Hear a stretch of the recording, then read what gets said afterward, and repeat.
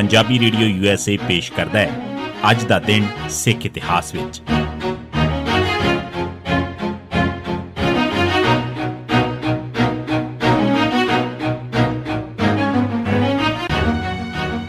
ਸਿੱਖ ਇਤਿਹਾਸ ਦੀਆਂ ਘਟਨਾਵਾਂ 'ਚ 16 ਜੁਲਾਈ ਦਾ ਦਿਨ।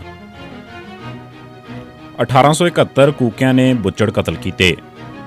ਕੂਕਾ ਲਹਿਰ, ਜਿਸ ਨੂੰ 1920 ਤੋਂ ਮਗਰੋਂ ਨਾਮਧਾਰੀ ਲਹਿਰ ਕਹਿਣ ਲੱਗ ਪਏ ਸਨ, ਜੋ ਸਨ 1862 'ਚ ਸਿੱਖ ਸੁਧਾਰਕ ਲਹਿਰ ਵਜੋਂ ਸ਼ੁਰੂ ਹੋਈ ਸੀ, ਅਪ੍ਰੈਲ 1870 ਦੇ ਆਲੇ ਦੁਆਲੇ ਕੁਝ ਕੂਕੇ ਬ੍ਰਾਹਮਣਾਂ ਦੇ ਅਸਰ ਹੇਠ ਆਉਣੇ ਸ਼ੁਰੂ ਹੋ ਗਏ।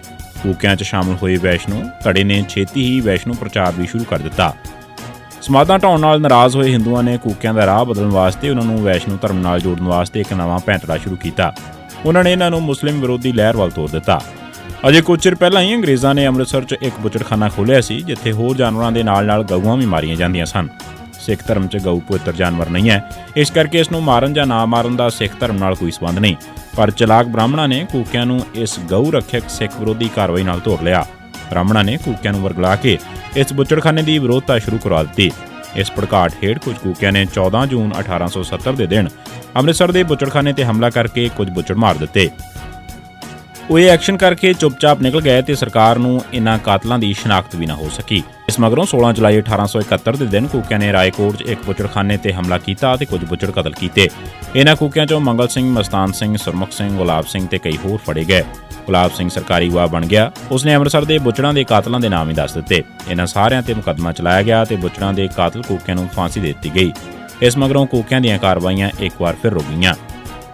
1984 ਡਾਕਟਰ ਰਜਿੰਦਰ ਕੌਰ ਨੇ ਬੀਬੀਆਂ ਦਾ ਜੱਥਾ ਲੈ ਕੇ ਦਰਬਾਰ ਸਾਹਿਬ ਜਾਣ ਦੀ ਕੋਸ਼ਿਸ਼ ਕੀਤੀ। ਦਰਬਾਰ ਸਾਹਿਬ ਉੱਤੇ ਜੂਨ 1984 ਦੇ ਫੌਜੀ ਹਮਲੇ 'ਚ ਅਕਾਲ ਤਖ਼ਤ ਸਾਹਿਬ ਦੀ ਇਮਾਰਤ ਦੀ ਇੰਨੀ ਦਿਲ ਕੰਬਾਊ ਤਬਾਹੀ ਹੋਈ ਸੀ, ਜਿਸ ਨੂੰ ਵੇਖ ਕੇ ਕਮਜ਼ੋਰ ਤੋਂ ਕਮਜ਼ੋਰ ਤੇ ਵੱਡੇ ਤੋਂ ਵੱਡੇ ਸਿੱਖ ਦੀ ਰੂਹ ਨੂੰ ਵੀ ਉਬਾਲ ਆ ਜਾਂਦਾ ਸੀ। ਇਸ ਕਰਕੇ ਸਰਕਾਰ ਨੇ ਦਰਬਾਰ ਸਾਹਿਬ ਨੂੰ ਸਿੱਖਾਂ ਵਾਸਤੇ ਬੰਦ ਕਰੀ ਰੱਖਿਆ। 3 ਜੂਨ 1984 ਤੋਂ 24 ਜੂਨ 1984 ਤੱਕ 21 ਦਿਨ ਦਰਬਾਰ ਸਾਹਿਬ ਕੰਪਲੈਕਸ 'ਚ ਕਿਸੇ ਵੀ ਸਿੱਖ ਨੂੰ ਵੜਨ ਤੱਕ ਨਹੀਂ ਦਿੱਤਾ ਗਿਆ। 25 ਜੂਨ ਨੂੰ ਸਿਰਫ 2 ਘੰਟੇ ਵਾਸਤੇ ਦਰਬਾਰ ਸਾਹਿਬ 'ਚ ਗਿਣੇ ਚੁਣੇ ਲੋਕਾਂ ਨੂੰ ਦਾਖਲ ਹੋਣ ਦੀ ਇਜਾਜ਼ਤ ਦਿੱਤੀ ਗਈ। ਇਹਨਾਂ ਨੂੰ ਵੀ ਸਿਰਫ ਇੰਨਾ ਹੱਕ ਸੀ ਕਿ ਉਹ ਘੰਟਾ ਘਰ ਵੱਲੋਂ ਦਰਸ਼ਨੀ ਡਿਊਟੀ ਦੇ ਅੰਦਰ ਹਰਿਮੰਦਰ ਸਾਹਿਬ ਤੱਕ ਜਾ ਕੇ ਮੱਥਾ ਟੇਕ ਸਕਦੇ ਸਨ। ਪਰ ਇਹਨਾਂ ਗਿਣੇ ਚੁਣੇ ਸਿੱਖਾਂ ਨੇ ਵੀ ਜਦੋਂ ਅਕਾਲ ਤਖ਼ਤ ਸਾਹਿਬ ਦੀ ਇਮਾਰਤ ਦੀ ਹਾਲਤ ਵੇਖੀ ਤਾਂ ਉਹਨਾਂ ਦੀਆਂ ਭੋਬਾਂ ਨਿਕਲ ਗਈਆਂ। ਲੋਕਾਂ ਦੀਆਂ ਅੱਖਾਂ 'ਚ ਪੀੜ, ਰੋਹ ਤੇ ਨਫ਼ਰਤ ਵੇਖ ਕੇ ਫੌਜ ਨੇ ਦਰਬਾਰ ਸਾਹਿਬ ਕੰਪਲੈਕਸ ਨੂੰ ਫਿਰ ਸੀਲ ਕਰ ਦਿੱਤਾ।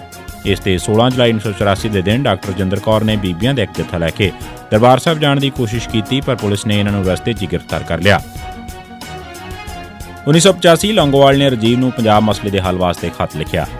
1985 'ਚ ਮੱਧ ਪ੍ਰਦੇਸ਼ ਦੇ ਸਾਬਕਾ ਮੁੱਖ ਮੰਤਰੀ ਤੇ ਪੰਜਾਬ ਦੇ ਨਵੇਂ ਗਵਰਨਰ ਅਰਜਨ ਸਿੰਘ ਨੇ ਸੁਰਜੀਤ ਸਿੰਘ ਬਰਨਾਲਾ, ਕੁਲਵੰਤ ਸਿੰਘ ਰਾਮੂਵਾਲੀਆ, ਮਨਜੀਤ ਖਹਿਰਾ, ਸਾਬਕਾ ਪ੍ਰਿੰਸੀਪਲ ਪ੍ਰਿਥੀਪਾਲ ਕਪੂਰ ਤੇ ਪ੍ਰੋਫੈਸਰ ਅਤਰ ਸਿੰਘ ਦੀ ਮਦਦ ਨਾਲ ਲੌਂਗੋਵਾਲ ਨਾਲ ਬੜੀ ਨੇੜਤਾ ਕਾਇਮ ਕਰ ਲਈ ਸੀ। ਪ੍ਰਿਥੀਪਾਲ ਕਪੂਰ ਤੇ ਅਤਰ ਸਿੰਘ ਨੇ ਅਕਾਲੀਆਂ ਦਾ ਸਰਕਾਰ ਨਾਲ ਰਾਬਤਾ ਬਣਾਉਣ 'ਚ ਸਭ ਤੋਂ ਵਧੇਰੇ ਰੋਲ ਅਦਾ ਕੀਤਾ ਸੀ। 16 ਜੁਲਾਈ ਨੂੰ ਲੌਂਗੋਵਾਲ ਕੋਲੋਂ ਰਾਜੀਵ ਨੂੰ ਖੱਤ ਲਿਖਵਾ ਕੇ ਪੰਜਾਬ ਦਾ ਮਸਲਾ ਹੱਲ ਕਰਨ ਵਾਸਤੇ ਕਦਮ ਚੁੱਕਣ ਵਾਸਤੇ ਕਿਹਾ ਗਿਆ। ਇਸ ਦੇ ਇੱਕ ਹਫ਼ਤੇ ਦੇ ਅੰਦਰ 23 ਜੁਲਾਈ ਨੂੰ ਰਾਜੀਵ ਤੇ ਲੌਂਗੋਵਾਲ ਵਿਚਕਾਰ ਮੁਲਾਕਾਤਾਂ ਕਰਵਾ ਕੇ 24 ਜੁਲਾਈ ਨੂੰ ਰਾਜੀਵ ਲੌਂਗੋਵਾਲ ਸਮਝੌਤੇ ਦਾ ਐਲਾਨ ਵੀ ਕਰ ਦਿੱਤਾ ਗਿਆ। ਇਸ ਸਮਝੌਤੇ ਨੂੰ ਸੰਸਦ ਵਿੱਚ ਵੀ ਪਾਸ ਕਰ ਦਿੱਤਾ ਗਿਆ। ਖਾੜਕੂਆਂ ਨੇ ਇਸ ਨੂੰ ਸ਼ਰਮਨਾਕ ਹੇਠੀ ਤੇ ਕੌਮ ਦੀ ਦਸਤਾਰ ਮਿੱਟੀ 'ਚ ਰੋਲਣਾ ਆਖਿਆ। ਸਿੱਖਾਂ ਨੇ ਪੰਜਾਬ 'ਚ ਕਈ ਥਾਵਾਂ ਤੇ ਲੌਂਗੋਵਾਲ ਦਲ ਤੇ ਪੰਥ ਨਾਲ ਕੀਤੀ ਗਦਾਰੀ ਤੇ ਸਿਆਪਾ ਕੀਤਾ ਤੇ ਹਰ ਪਾਸਿਓਂ ਇਸ ਦਾ ਜ਼ਬਰਦਸਤ ਵਿਰੋਧ ਹੋਇਆ, ਪਰ ਲੌਂਗੋਵਾਲ ਗਰੁੱਪ ਦੇ ਲੋਕ ਇਸ ਨੂੰ ਇੱਕ ਵੱਡੀ ਕਾਮਯਾਬੀ ਆਖ ਰਹੇ ਸਨ। 16 ਜੁਲਾਈ 1987 ਦੇ ਦਿਨ ਪੁਲਿਸ ਨੇ ਦਸੂਹਾ ਨੇੜੇ ਉਸਮਾਨ ਪਿੰਡ ਦੇ ਰਤਨ ਸਿੰਘ ਨੂੰ ਮੁਕਾਬਲੇ 'ਚ ਸ਼ਹੀਦ ਕਰ ਦਿੱਤਾ। ਇਸ ਤੋਂ ਇਲਾਵਾ 16 ਜੁਲਾਈ 1991 ਦੇ ਦਿਨ ਪੁਲਿਸ ਨੇ ਬਘੇਲ ਸਿੰਘ, ਪੁੱਤਰ ਲਾਭ ਸਿੰਘ ਵਾਸੀ ਸਭਰਾ, ਗੁਰਦੀਪ ਸਿੰਘ ਕਾਦੀਆਂ ਨੂੰ ਇੱਕ ਮੁਕਾਬਲੇ 'ਚ ਸ਼ਹੀਦ ਕੀਤਾ। ਇਹ ਸੀ ਸਿੱਖ ਇਤਿਹਾਸ ਦੀਆਂ ਘਟਨਾਵਾਂ 'ਚ 16 ਜੁਲਾਈ ਦਾ ਦਿਨ। ਸੁਣਦੇ ਰਹੋ ਪੰਜਾਬੀ ਰੇਡੀਓ USA।